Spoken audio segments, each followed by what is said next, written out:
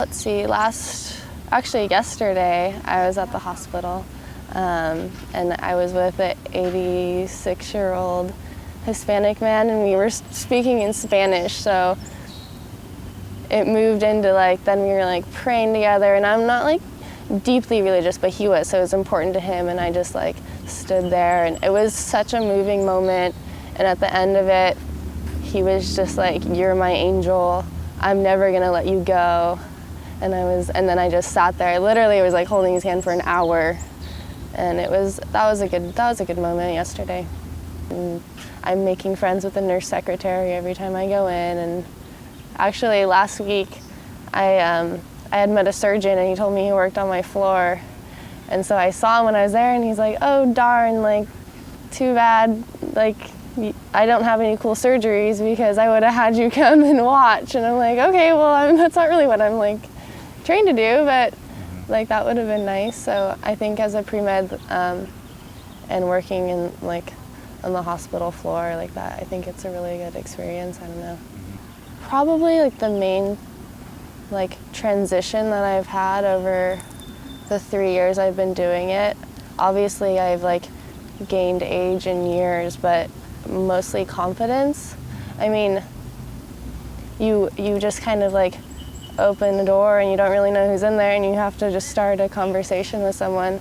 And if you can do that, I think you can pretty much talk to anyone. And I've had some really great experiences. I've talked to a few famous people, and in that situation, you kind of just have to be well, you've lived a very colorful life, but I'm really concerned about your emotional health, not he just loved to really talk about himself and all the famous people. He was showing me pictures of him with other famous people, and I was oh, this is really cool, but how are you doing with your cancer diagnosis, and he's yeah, I haven't told anyone. He was kind of telling me about it, so that was really, I was in there for an hour and a half, and after the nurses were wow, you were in there a really long time with him, what was going on? You get into it, and then you start feeling so much. Last week I was there with a woman, and she was diagnosed with colon cancer, and she was telling me about it, just how her life changed, and I just felt so much. And then after we got out of the room, I was I had to step outside first, because I could barely breathe. I was wow, that was so much to deal with.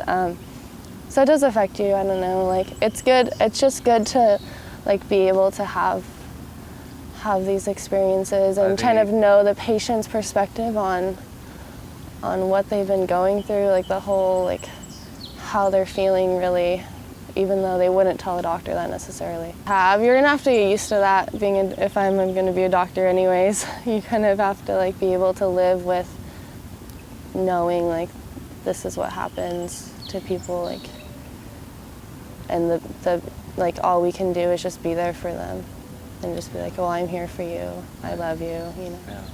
I try one little bit at a time. It's not, I wouldn't say it's definitely a failure if you don't get into a deep conversation with a patient. I think that just talking about what they want to talk about, and wherever the conversation goes, it's not necessarily good or bad, but I just usually ask the patient do you want some company?